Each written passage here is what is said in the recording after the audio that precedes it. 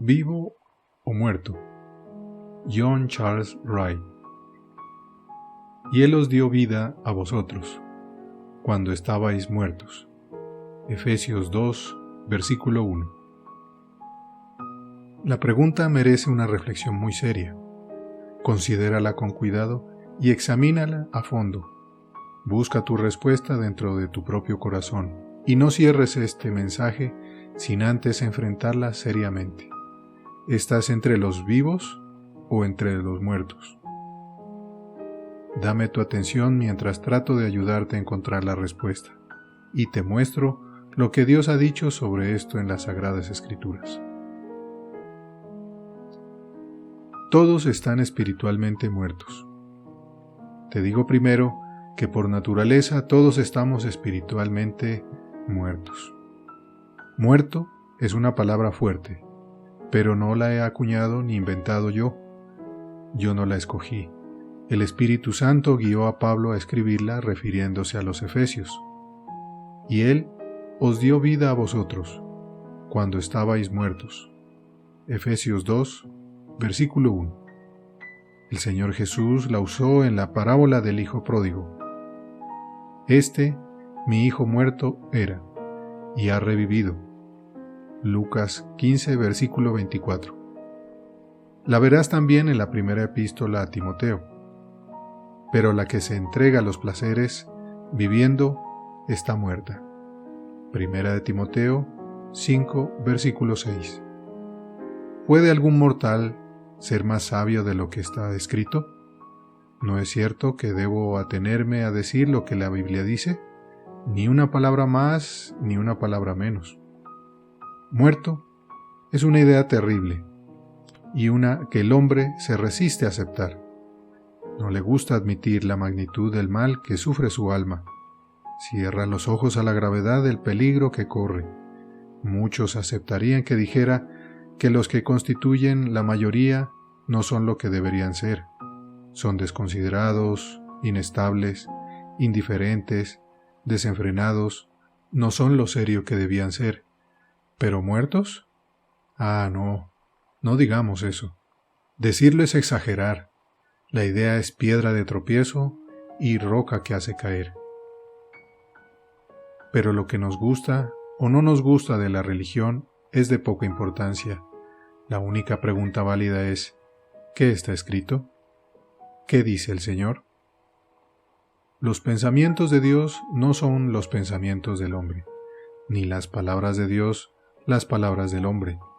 Dios dice que toda persona sobre la tierra que no es verdadera, total y auténticamente cristiana, no importa que sea de buena posición o no, sea rico o pobre, viejo o joven, está espiritualmente muerto.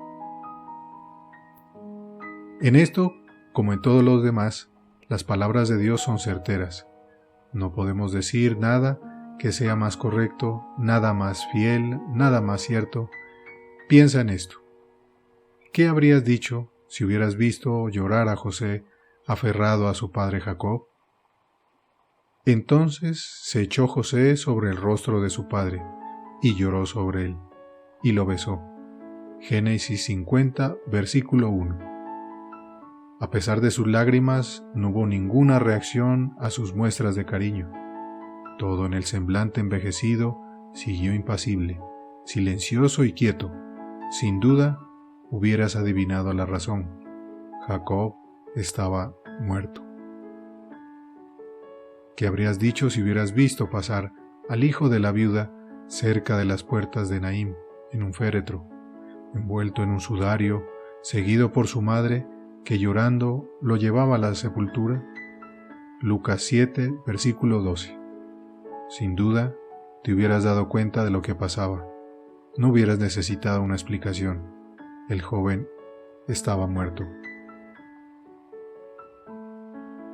Afirmo que esto no es más que la condición del hombre en lo que respecta a su alma. Afirmo también que es justamente el estado en que se encuentra espiritualmente la gran mayoría a nuestro alrededor. Dios los llama continuamente por medio de sus bendiciones, infortunios, pastores e incluso por medio de su propia palabra. pero no escuchan su voz. El Señor Jesucristo llora por ellos, les suplica, les ofrece su misericordia, llama a la puerta de sus corazones, pero no le hacen caso. Esa corona y gloria de su existencia, esa joya tan preciada que es su alma inmortal, es arrebatada, saqueada y acarreada a la perdición, sin que les importe en lo más mínimo. El diablo se los está llevando día tras día por el camino ancho que lleva a la destrucción, y ellos se dejan llevar cautivos, sin ofrecer ninguna resistencia. Y todo esto está sucediendo por todas partes a nuestro alrededor, entre las clases sociales y por todo el mundo. Al leer estas palabras, tú sabes bien que es así, no puedes negarlo. Por lo tanto, te pregunto, ¿qué entonces puede decirse con más perfección que lo que Dios dice? ¿Que por naturaleza todos estamos espiritualmente muertos?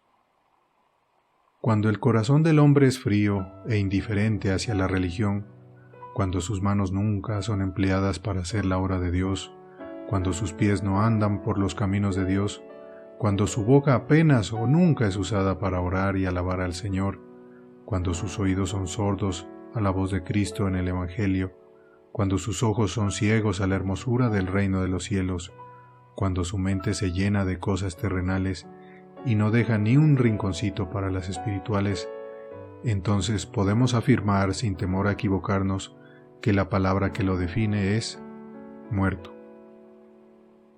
Quizá esto no nos guste. Podemos cerrar los ojos a la realidad del mundo y al contenido de la palabra de Dios. Sin embargo, la verdad de Dios tiene que ser proclamada, pues no hacerlo inflige un daño irreparable. La verdad tiene que ser proclamada siempre, por más condenatoria que sea, mientras a Dios no se sirve con todo su cuerpo, espíritu y alma, el hombre no está realmente vivo. Mientras da menos importancia a las cosas de primera importancia y más importancia a las cosas que no la tienen, entierra su talento como el siervo inútil, y no le trae a Dios frutos meritorios. A los ojos de Dios está muerto. No ocupa el lugar en la creación para el cual nació. No está usando sus capacidades y facultades como Dios tuvo la intención que las usara. Las palabras del poeta son muy ciertas.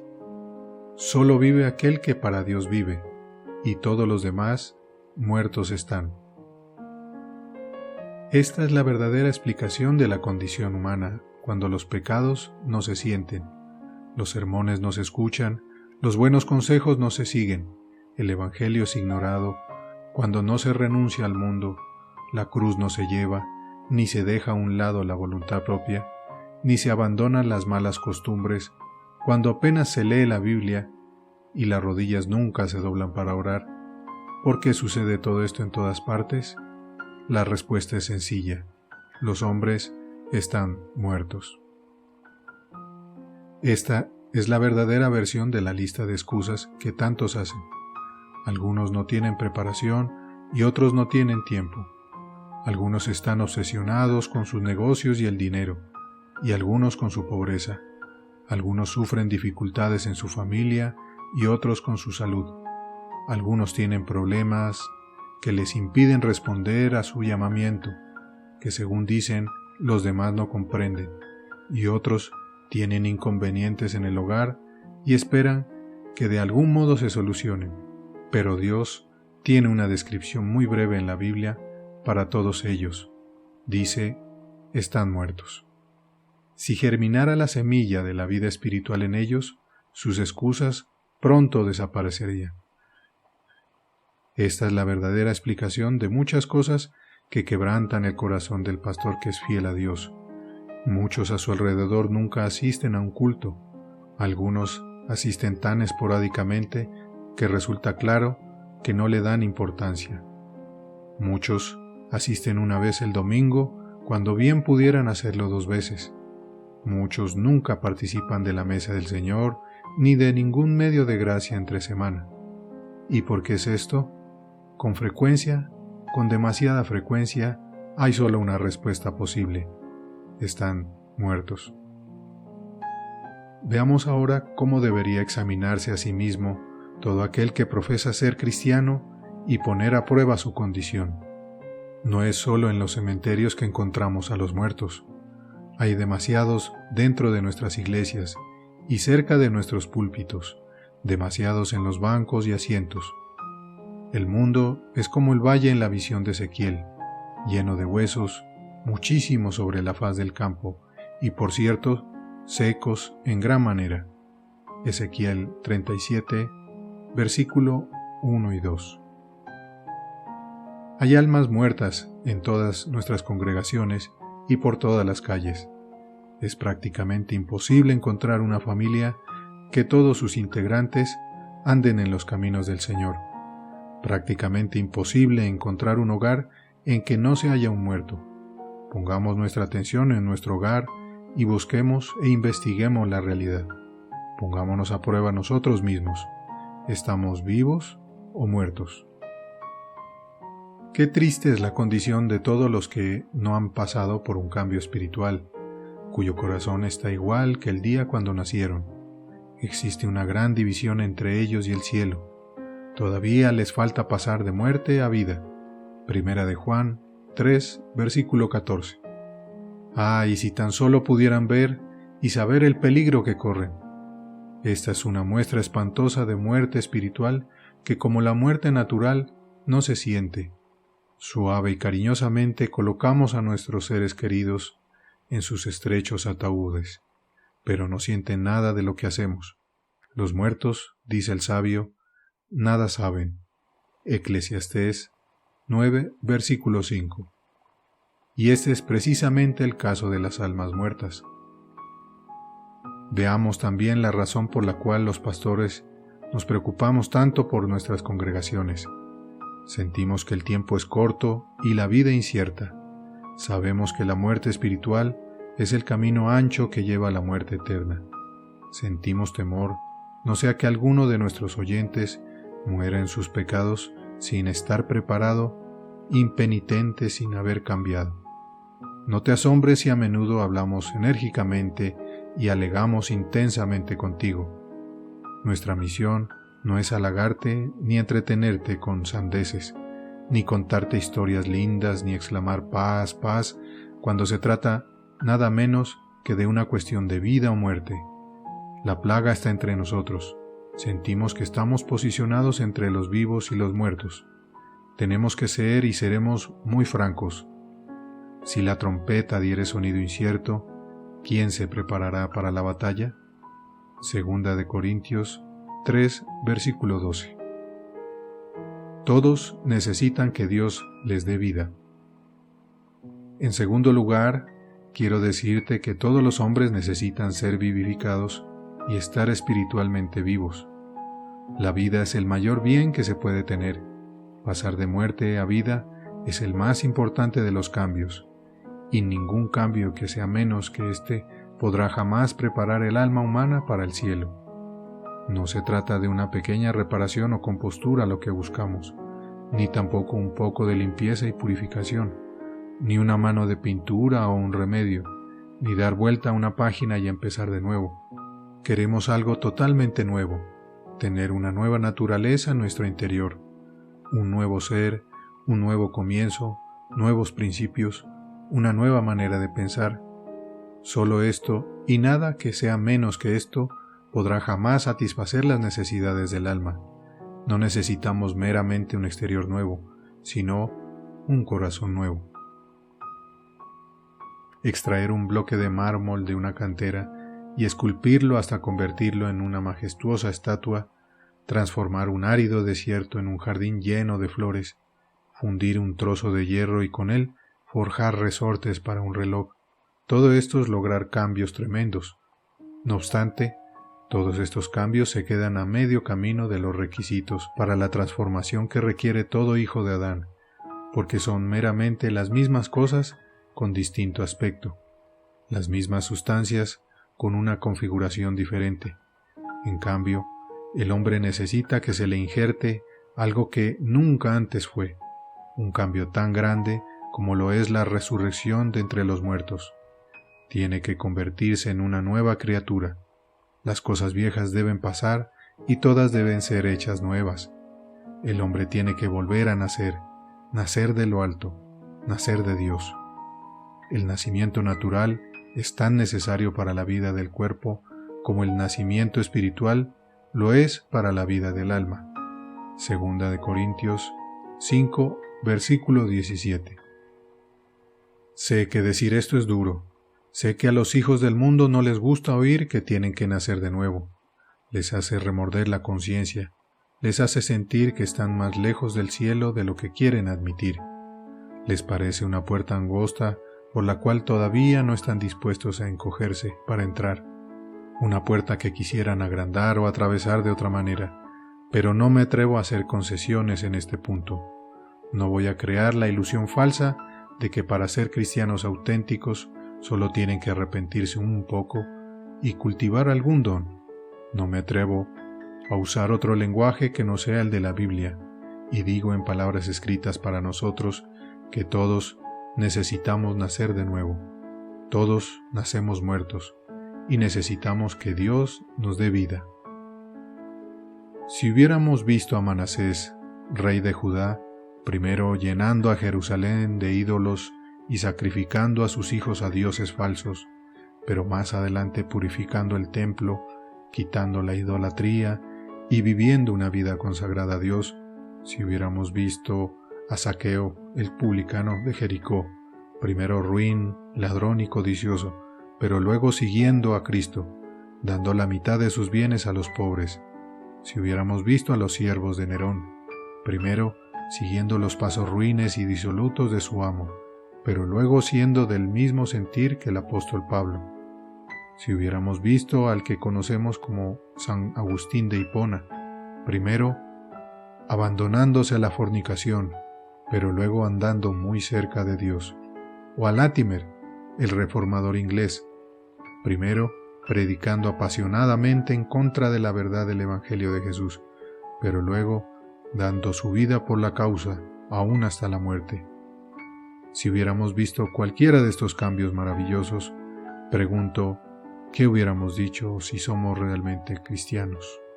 ¿Nos hubiéramos conformado con decir que todo no fue más que reformas y modificaciones?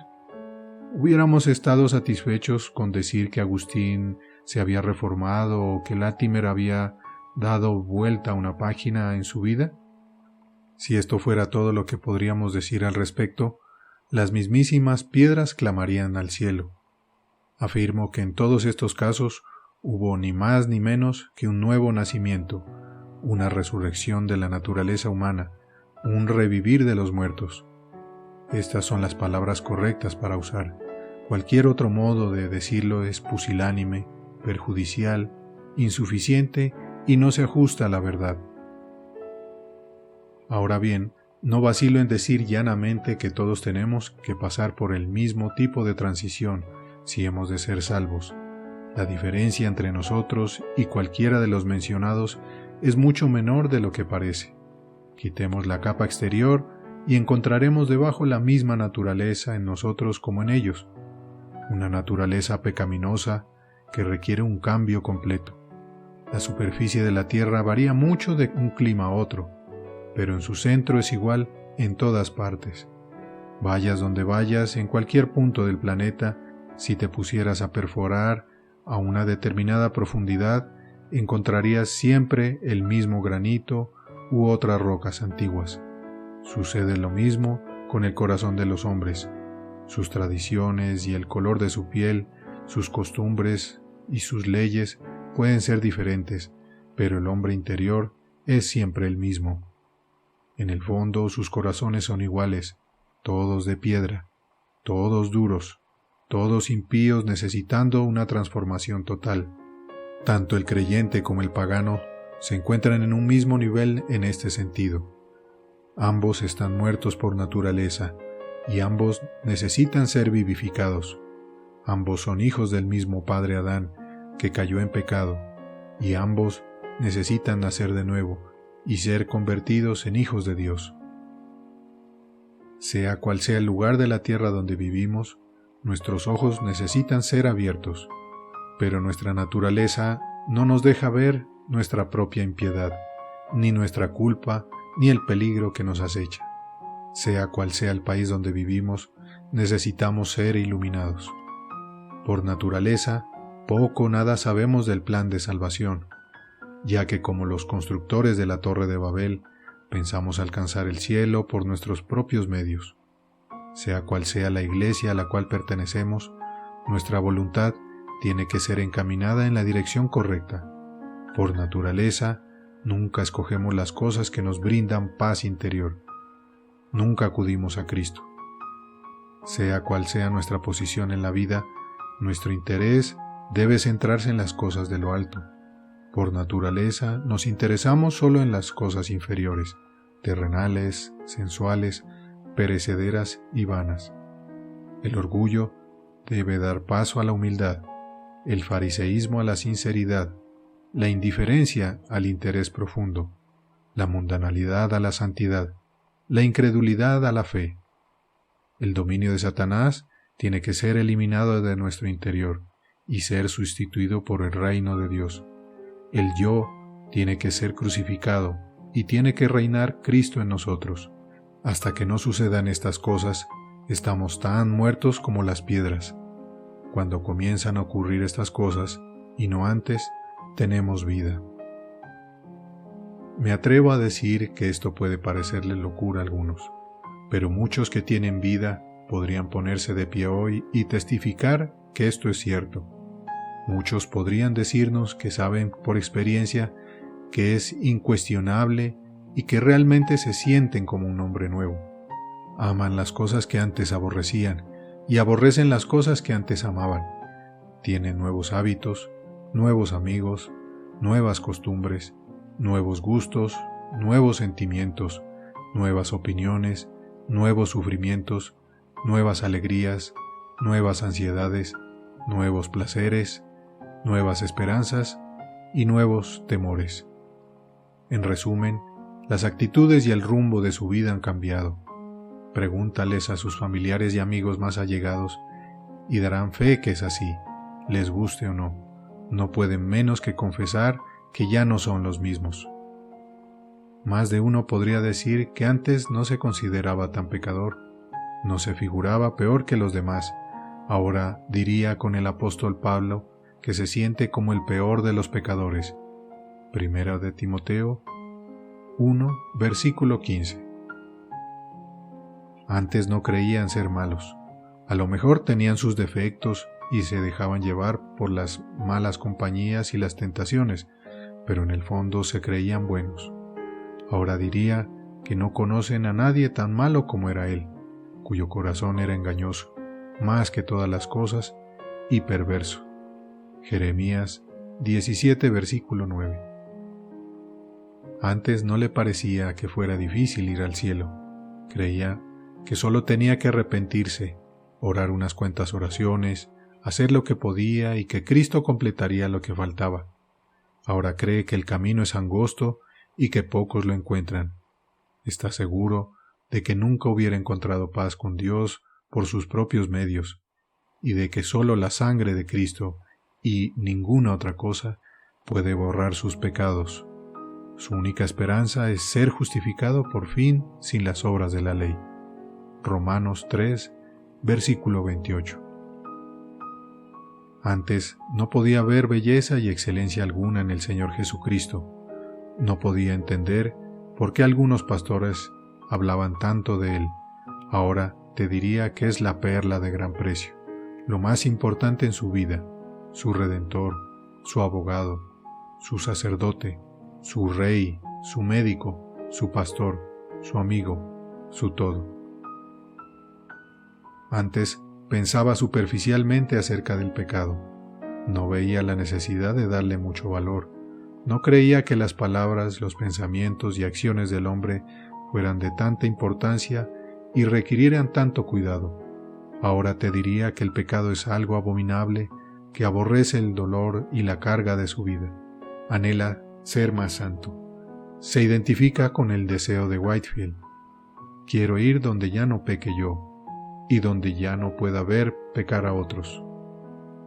Antes no disfrutaba de los medios de gracia, se despreocupaba de la Biblia, Sus oraciones, si es que las había, eran mero formulismo. El domingo era un día aburrido. Los sermones eran cansadores, que a menudo lo ponían a dormir. Ahora todo ha cambiado. Todas estas cosas son alimento, consuelo y el regocijo de su alma. Antes detestaba a los cristianos sinceros, los rechazaba por considerarlos gente apagada, sin entusiasmo, débiles. Ahora son los más excelentes, de cuyas excelencias nunca podría decir demasiado. Nunca es tan feliz como cuando está en su compañía. Ahora siente que si todos fueran santos, esto sería el cielo sobre la tierra. Antes se interesaba solo por las cosas de este mundo, sus placeres, sus propios negocios, sus ocupaciones, sus recompensas. Ahora ve este mundo como un lugar vacío que no satisface, un lugar de paso como una posada, una hostería, una escuela de preparación para la vida venidera. Su tesoro se encuentra en el cielo, su hogar está más allá de la tumba. Vuelvo a preguntar, ¿qué es esto sino una nueva vida?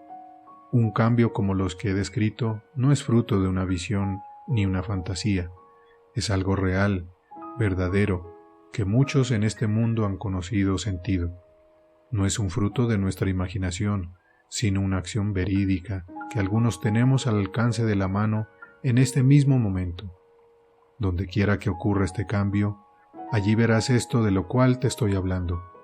Verás que el muerto es vivificado, es una nueva criatura, un alma que ha vuelto a nacer. Ojalá que transformaciones como estas ocurrieran más a menudo. Ojalá que no hubiera tantas multitudes de las que tenemos que decir con lágrimas en los ojos que no saben de esta maravilla. Pero ocurra esto con frecuencia o no, una cosa es segura: este es el tipo de transformación que todos necesitamos. No creo que todos tengamos que tener exactamente la misma experiencia. Admito que el cambio en diferentes personas es diferente en cuanto a su grado, extensión e intensidad. Puede que la gracia sea débil, pero aún así es auténtica. Lo que puedo afirmar con seguridad es que todos tenemos que pasar por algo de este tipo si hemos de ser salvos. Hasta que haya sucedido este tipo de cambio, no hay nada de vida en nosotros. Podemos ser personas físicamente vivas, que van a la iglesia, pero no somos cristianos. Tarde o temprano, entre la cuna y la tumba, todos los que van a ser salvos tienen que ser vivificados. Las palabras que el buen señor Beveridge hizo grabar en su lápida son fieles y ciertas. Tú, mortal, que lees estas palabras, ¿has nacido de nuevo? Recuerda, no hay salvación sin un nuevo nacimiento. Ya ves qué distancia insalvable separa al que es cristiano solo de nombre y apariencia del que es cristiano de hecho y de verdad. No es una diferencia basada en que uno es un poco mejor que el otro y el otro un poco peor que su prójimo. Es una diferencia entre un estado de vida y un estado de muerte. La hojita de pasto más pequeña que crece en la cima de la montaña es de más valor que la flor artificial más perfecta que jamás se haya fabricado, porque la hojita tiene aquello que ninguna ciencia humana puede transmitir: tiene vida. La más espléndida estatua de mármol griega o romana no es nada comparada con el niño pobre y enfermizo que se arrastra por el suelo de una choza, pues por más bella que sea la estatua, no tiene vida. El miembro más débil de la familia de Cristo tiene mucho más valor y es más preciado a los ojos de Dios que el hombre del mundo más prominente. El primero vive para Dios y vivirá para siempre. El otro, con toda su superioridad, sigue muerto en su pecado. Tú que has pasado de muerte a vida, buena razón tienes para sentirte agradecido. Recuerda cómo eras antes por naturaleza y mira cómo eres ahora por la gracia divina. Mira los huesos secos en las tumbas, así eras tú. ¿Y quién te ha hecho diferente? Ve y póstrate ante el estrado de tu Dios. Dale gracias por su gracia, por la gracia que lo caracteriza, porque le da libremente. Dile a menudo: ¿quién soy yo, oh Señor mío, para que me hayas traído aquí? ¿Por qué yo? ¿Por qué has sido misericordioso conmigo? ¿Cómo cobra vida un alma muerta? En tercer lugar, consideremos cómo el alma muerta puede pasar a estar espiritualmente viva. Si no te explico esto, sería una crueldad haberte escrito lo que acabo de escribir. Hubiera sido llevarte a un árido desierto y dejarte allí sin pan y sin agua, o como ordenarte a fabricar ladrillos sin darte el barro. No haré tal cosa.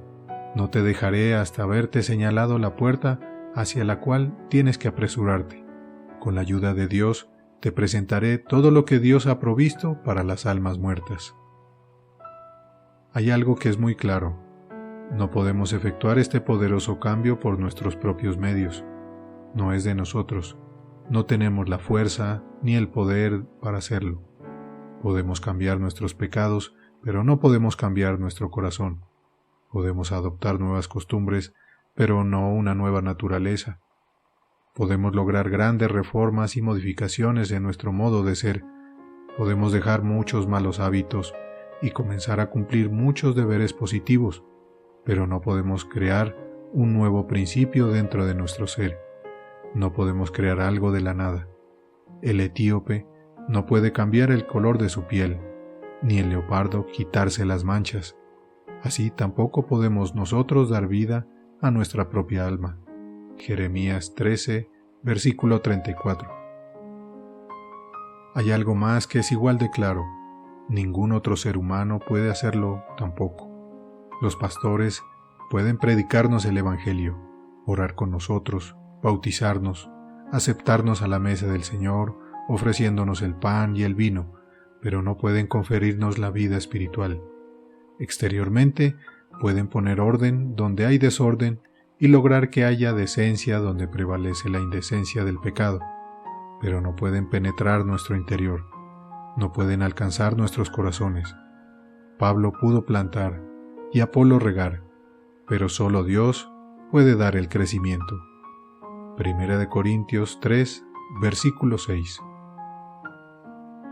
¿Quién pues puede dar vida al alma muerta?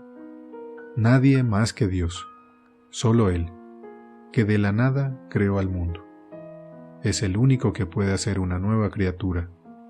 Él, que creó al hombre del polvo y dio vida a su cuerpo, puede dar vida a su alma. Suyo es este cometido especial que realiza por medio de su Espíritu Santo, y suyo también es el poder para cumplirlo. El glorioso Evangelio hace previsión para esto. El Señor Jesús es el Salvador absoluto. Esa cabeza viva y poderosa no tiene miembros muertos. Su pueblo no solo ha sido justificado y perdonado, sino también vivificado junto con Él, siendo partícipe de su resurrección. El Espíritu Santo lo une a Él, por esa unión lo hace pasar de muerte a vida. En Él, el pecador vive después de haber creído. El origen de toda su vitalidad es la unión entre Cristo y su alma, que el Espíritu comienza y mantiene. Cristo es la fuente designada de toda vida espiritual, y el Espíritu Santo, el agente designado que transmite esa vida a nuestra alma. Si anhelas esta vida, ven a Jesús, no te rechazará. El momento en que el muerto tocó los huesos de Eliseo, revivió y se levantó sobre sus pies. Segunda de Reyes 13, versículo 21. En el instante que tocas al Señor Jesús, con el toque de fe, pasas de muerte a vida por obra de Dios, quien a la vez te perdona todos tus pecados. Ven a Jesús, y tu alma vivirá. Nunca pierdo la esperanza de que alguien llegue a ser salvo, no importa lo que haya sido en el pasado. Sé lo inmenso que es el cambio de muerte a vida. Conozco las formidables divisiones que parecen interponerse entre nosotros y el cielo. Soy consciente de la dureza, los prejuicios y la impiedad desesperante del corazón en su estado natural, pero recuerdo que Dios el Padre creó este hermoso y bien ordenado mundo de la nada. Recuerdo que la voz del Señor Jesús pudo alcanzar a Lázaro cuando llevaba 4 días de muerto, y que lo llamó para que se levantara de la muerte. Recuerdo las victorias maravillosas que el Espíritu de Dios ha obtenido en cada nación debajo del cielo. Recuerdo todo esto y siento que no tengo por qué desesperarme. Aquellos de entre nosotros que parecen ahora completamente muertos en sus pecados, pueden aún ser levantados de la muerte y andar ante Dios en novedad de vida. El Espíritu Santo es un espíritu misericordioso y lleno de amor. No rechaza a nadie por su maldad, no excluye a nadie por sus pecados, sean los peores que puede haber. No había en los corintios ningún mérito por el cual el Espíritu Santo descendiera y les diera vida. Pablo les dijo, ni los fornicarios, ni los idólatras, ni los adúlteros, ni los afeminados, ni los que se echan con varones, ni los ladrones, ni los avaros, ni los borrachos, ni los maldicientes, ni los estafadores heredarán el reino de Dios. Y esto erais algunos, mas ya habéis sido lavados, ya habéis sido santificados, ya habéis sido justificados en el nombre del Señor Jesús y por el Espíritu de nuestro Dios. Primera de Corintios 6, versículo 9 al 11. Tampoco había en los colosenses nada meritorio como para que tocara a sus corazones. Pablo nos dice que andaban en la fornicación, la impureza, en las pasiones desordenadas, en los malos deseos, en la avaricia que es idolatría. Aun así, el Espíritu Santo les ofreció la nueva vida, despojándolos del viejo hombre con sus hechos y revestidos de nuevo, el cual conforme a la imagen del que lo creó, se ha renovado hasta el conocimiento pleno. No había nada en María Magdalena que la hiciera digna de que el Espíritu Santo diera vida a su alma. Había sido poseída por 7 demonios en el pasado. Aun a ella, el Espíritu la convirtió en una nueva criatura y separándola de sus pecados, la llevó a Cristo y la cambió tanto que fue la última en dejar la cruz y la primera en ir al sepulcro. Jamás, no, jamás rechazará el Espíritu Santo a un alma por culpa de su corrupción. Nunca lo ha hecho y nunca lo hará. Su gloria es que ha purificado la mente de aún los más impuros, haciendo de ellos su templo en el cual morar. Hasta puede tomar el peor de los hombres y hacerlo objeto de su gracia. El Espíritu de Dios es un Espíritu todopoderoso. Puede transformar el corazón de piedra a un corazón de carne. Puede romper y destruir los peores vicios y los más contumaces como si fueran estopa en el fuego. Puede hacer que lo más difícil sea fácil y que las objeciones más fuertes se derritan como el hielo en la primavera. Puede limar los barrotes de metal y abrir de par en par las puertas de los prejuicios. Puede llenar cada valle y allanar todo lugar escabroso. Lo ha hecho muchas veces y puede volverlo a hacer. El Espíritu Santo puede tomar a ese judío, enemigo acérrimo del cristianismo, el enemigo más fiero de los verdaderos creyentes, el promotor más fanático de las ideas farisaicas, el opositor más prejuiciado de la doctrina evangélica, y convertirlo en el predicador más ferviente de la fe que antes quería destruir. En realidad ya lo ha hecho con el apóstol Pablo. El Espíritu Santo puede transformar a un monje católico criado en medio de la superstición romana, enseñado desde su infancia a creer en doctrinas falsas y a obedecer al Papa, inculcado totalmente en el error y convertirlo en el adalid más claro de la justificación por fe que el mundo haya visto jamás. Y ya lo ha hecho con Martín Lutero. El Espíritu Santo puede tomar a un ajalatero inglés, ignorante, desprotegido, sin dinero, un hombre conocido nada más que por sus blasfemias y groserías, y hacer que escribiera un libro religioso que permanece sin rival y sin paralelos entre todos los libros escritos desde la época de los apóstoles, y ya lo ha hecho, lo hizo con John Bunyan, autor del Progreso del Peregrino. El Espíritu Santo puede tomar un marino naufragado en la mundanalidad y el pecado, un capitán libertino de un barco negrero y convertirlo en un exitoso predicador del Evangelio, un escritor de cartas que son una biblioteca de religión experimental y de himnos conocidos y cantados en muchos idiomas, y ya lo ha hecho con John Newton. Todo esto ha hecho el Espíritu Santo y mucho más. Sus obras no han disminuido, su poder no ha mermado, pues es como nuestro Señor Jesús, el mismo ayer y hoy y por los siglos. Hebreos 13, versículo 8. Sigue haciendo milagros y lo seguirá haciendo hasta el día final. Vuelvo a repetir que nunca pierdo la esperanza de que un alma cobre vida. La perdería si dependiera del hombre. Algunos parecen tan endurecidos que no debiera tener esperanza, pero me daría por vencido si dependiera de la obra de los pastores. El mejor de nosotros es pobre y débil, pero no puedo desesperarme cuando recuerdo que el Espíritu de Dios es el agente que da la vida, porque sé y estoy convencido de que con Él nada es imposible. No me sorprendería si el hombre más endurecido de entre mis conocidos se ablandara y que el más soberbio se rindiera a los pies de Jesús. No me sorprendería encontrarme con muchos a la diestra del Señor en el día del juicio final, quienes al morir yo deje de andando por el camino ancho. No les diré, ¿cómo? ¿Ustedes aquí? Solo les recordaré, ¿no les decía yo cuando estaba entre ustedes? Nada es imposible para aquel que da la vida a los muertos. ¿Anhela alguno de nosotros ayudar a la Iglesia de Cristo? Entonces, ore pidiendo un gran derramamiento del Espíritu. Solo Él puede dar profundidad a los sermones, discernimiento al consejo, poder a la exhortación y derrumbar las altas murallas de los corazones pecadores. No son los sermones mejor elaborados ni los mensajes mejor escritos lo que hoy se necesita, sino más de la presencia del Espíritu Santo. ¿Sientes alguna inclinación hacia Dios? ¿Alguna preocupación por tu alma inmortal? Entonces, corre hacia ese manantial de agua de vida que es el Señor Jesucristo y recibirás el Espíritu Santo.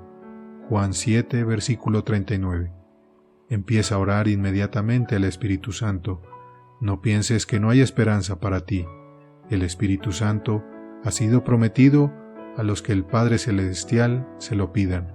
Lucas 11, versículo 13. Su propio nombre es Espíritu de promesa y Espíritu de vida. No le des descanso hasta que descienda y te dé un corazón nuevo. Clama con todas tus fuerzas al Señor y dile, bendíceme, sí, a mí, vivifícame y dame vida. ¿Estás vivo? Resumiré ahora todo lo que he dicho para su aplicación. En primer lugar, quiero preguntar a cada uno de ustedes, ¿estás muerto o vivo? Como embajador de Cristo, quiero insistir en esta pregunta. Existen solo dos caminos, el angosto y el ancho, dos tipos de compañía en el juicio final, los que estarán a la diestra del Señor y los que estarán a su izquierda. Hay dos clases de personas en la Iglesia de Cristo, y entre una de las dos te encuentras tú. ¿Dónde te encuentras? ¿Entre los vivos o entre los muertos? Te hablo a ti, sí, solo a ti, no a tu vecino, sino a ti, no al africano ni al asiático, sino a ti. No te pregunto si eres un ángel o si tienes la mentalidad de David o de Pablo, sino que te pregunto si tienes una bien fundada certidumbre de ser una nueva criatura en Cristo. Te pregunto si te has despojado del viejo hombre y adoptado el nuevo, si eres consciente de haber pasado de una verdadera transformación, o sea, si estás muerto o vivo. No me ignores diciendo que fuiste admitido en la Iglesia por medio del bautismo, que recibiste gracia y el Espíritu en esa ordenanza, que por eso seguramente tienes vida. Esto no te servirá de nada. Pablo mismo dice de la viuda bautizada que vivía para los placeres. La que se entrega a los placeres, viviendo, está muerta. El Señor Jesucristo mismo le dice al principal de la iglesia de Sardis: yo conozco tus obras, que tienes nombre de que vives, y estás muerto. Apocalipsis 3, versículo 1. La vida a que te refieres no es nada si no se puede ver. Muéstrame si quieres que te crea. La gracia es luz, y la luz siempre se puede ver. La gracia es sal, y la sal siempre se puede saborear. Decir que el Espíritu mora en uno pero no se demuestra por sus frutos visibles y por una gracia que los demás ni pueden ver es muy sospechoso. Créeme cuando te digo que eres un alma muerta si no tienes más prueba de tu vida espiritual que el haber sido bautizado. No me digas que es algo que no se puede estar seguro y que es una presunción dar una opinión sobre ello. Esto no es más que una evasiva y una falsa humildad. La vida espiritual no es algo tan incierto y dudoso como te lo imaginas. Existen señales y evidencias por las cuales la pueden discernir los que conocen la Biblia. Nosotros sabemos, dice Juan, que hemos pasado de muerte a vida. Primera de Juan 3, versículo 14. Hay los que no saben el momento exacto cuando pasaron de muerte a vida, pero el hecho y la realidad del hecho rara vez es algo incierto. Es como dice la preciosa historia real de lo que una chica escocesa le contestó a Whitefield cuando éste le preguntó si su corazón había cambiado. Ella le dijo que sabía que algo había cambiado, quizá el mundo, quizá su propio corazón, no sabía qué, pero estaba segura de algo en alguna parte había cambiado, pues ahora todo era diferente. Deja de evadir la pregunta, ¿estás muerto o vivo? No me contestes que no sabes. Coincides en que es un asunto muy importante. Esperas saberlo antes de morir. Tienes intención de ocuparte del asunto tarde o temprano, pero por ahora no sabes. ¿Cómo que no sabes? Tu futuro eterno depende de tu respuesta. De seguro que no tratas con tanta liviandad tus asuntos terrenales. No administras tus negocios con tanta displicencia. Haces planes para el futuro. Te cubres contra cualquier posible contingencia. Sacas un seguro de vida y de tus posesiones. Entonces, ¿por qué no administrar de la misma manera a tu alma inmortal? ¿Cómo que no sabes? Todo a tu alrededor es incertidumbre. Eres un frágil gusano. Tu cuerpo fue perfecta y maravillosamente formado, pero puedes perder la salud de 1000 maneras. La próxima vez que florezcan las margaritas, puede ser sobre tu tumba. Todo ante ti es oscuridad. No sabes lo que puede pasar mañana, y mucho menos el año que viene. Entonces, ¿por qué no poner en orden sin demora lo que concierne a tu alma? Amado, comienza la importante tarea de examinarte a ti mismo. No descanses hasta saber a cabalidad tu propio estado delante de Dios. No pensar en la condición de tu alma es una mala señal. Surge de una conciencia inquieta. Demuestra que consideras adversa tu propia posición. Te sientes como el comerciante deshonesto que sabe que sus cuentas no pasarían una revisión.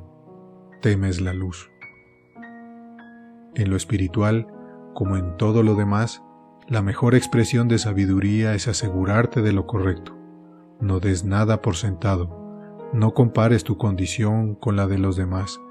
Juzga todo según las normas de la palabra de Dios. Cometer un error que afecta a tu alma es un error con consecuencias eternas. Dice Leighton, los que no han nacido de nuevo, un día desearán nunca haber nacido. Siéntate ahora y piensa. Estate quieto y en comunión con tu propio corazón. Retírate a tu cuarto y reflexiona. Asegúrate de estar a solas con Dios. Considera la pregunta con imparcialidad, plenamente y con sinceridad. ¿Cómo te afecta? ¿Estás entre los vivos o entre los muertos? En segundo lugar, quiero hablar con todo cariño al que está muerto. ¿Qué te diré? ¿Qué puedo decirte? ¿Qué palabras mías podría tocar tu corazón? Te diré que me aflijo por tu alma. Lo hago en serio. Es posible que ni lo pienses ni te importe. Es posible que te interese poco lo que estoy diciendo, apenas si escuchas mis palabras y ya las desprecias volviendo al mundo, pero no puedes impedir lo que siento por ti. No importa lo poco que sientes tú por tu propio destino. Me aflijo cuando te veo arruinando tu salud, porque das rienda suelta a tus lujurias y pasiones, plantando así la semilla de la amargura que brotará en tu ancianidad.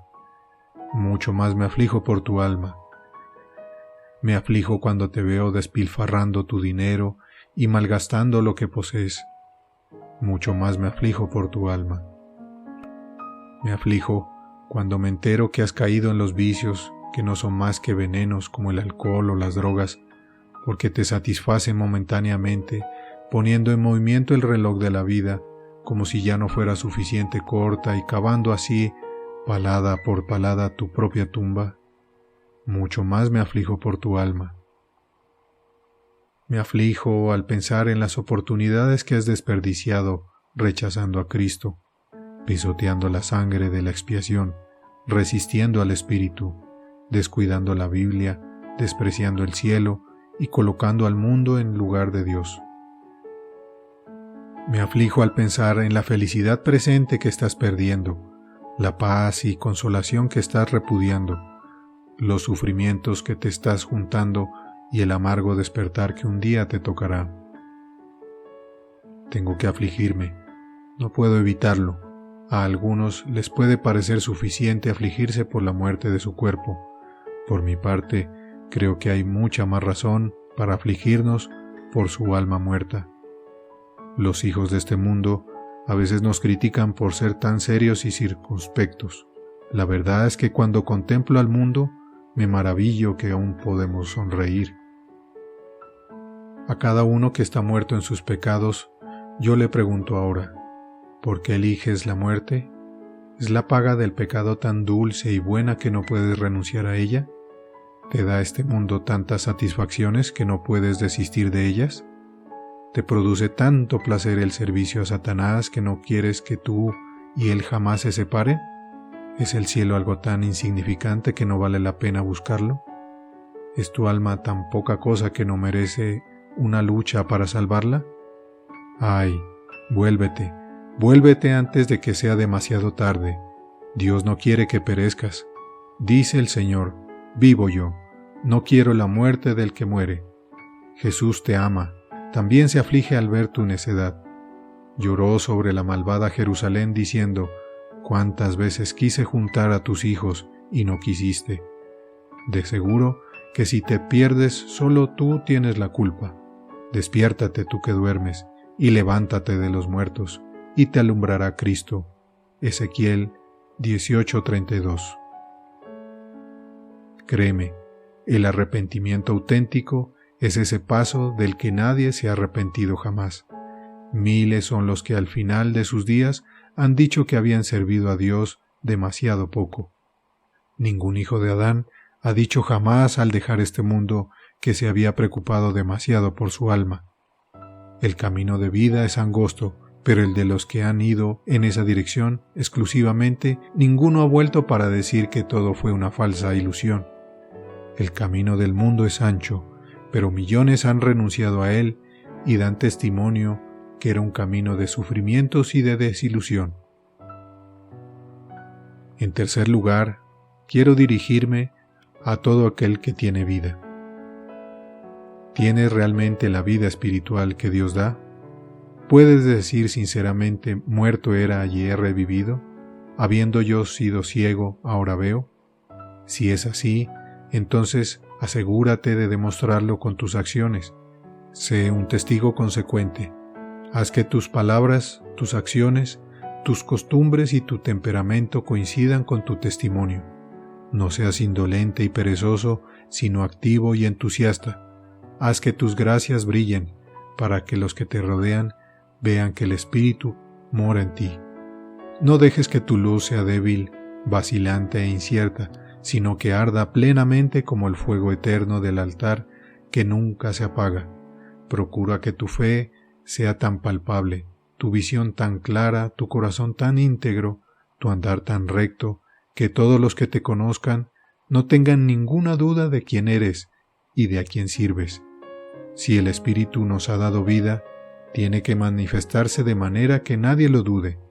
No debe ser necesario que alguien tenga que decir de ti, él es cristiano.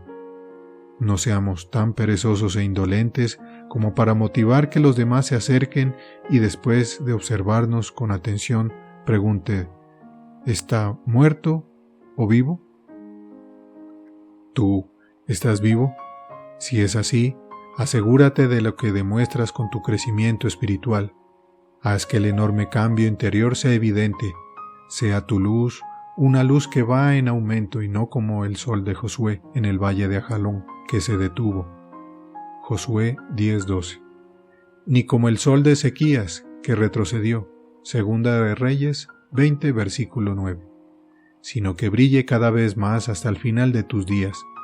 Haz que la imagen de tu Señor, quien te ha transformado, sea día tras día más clara y nítida. No dejes que sea como las efigies e inscripciones de las monedas, que cuanto más se usan, se van haciendo más borrosas y difusas. En cambio, haz que vaya haciendo más clara a medida que pasa el tiempo, y que la efigie de tu Rey sobresalga con creciente claridad y nitidez. No confío en una religión pasiva, ni creo que el destino del cristiano es ser como un animal, que crece hasta cierta edad y luego se deja de crecer. Más bien creo que el cristiano está destinado a ser como un árbol, cuya fuerza y vigor aumenta más y más durante toda su vida terrenal. Recuerda las palabras del apóstol Pedro: añadid a vuestra fe virtud, a la virtud conocimiento, al conocimiento dominio propio, al dominio propio paciencia, a la paciencia piedad. Segunda de Pedro 1, versículos 5 al 7. Esta es la manera de ser un cristiano útil. Los que están a tu alrededor creerán que eres realmente lo que dices ser cuando vean que eres cada vez mejor y quizá por ello se sientan atraídos a ti. Esta es la manera de obtener una seguridad firme, porque de esta manera os será otorgada amplia y generosa entrada. Segunda de Pedro 1, versículo 11. Si anhelas ser útil y feliz en tu fe, sea tu lema: adelante, adelante, hasta tu último día sobre esta tierra. Vivo o muerto, John Charles Wright.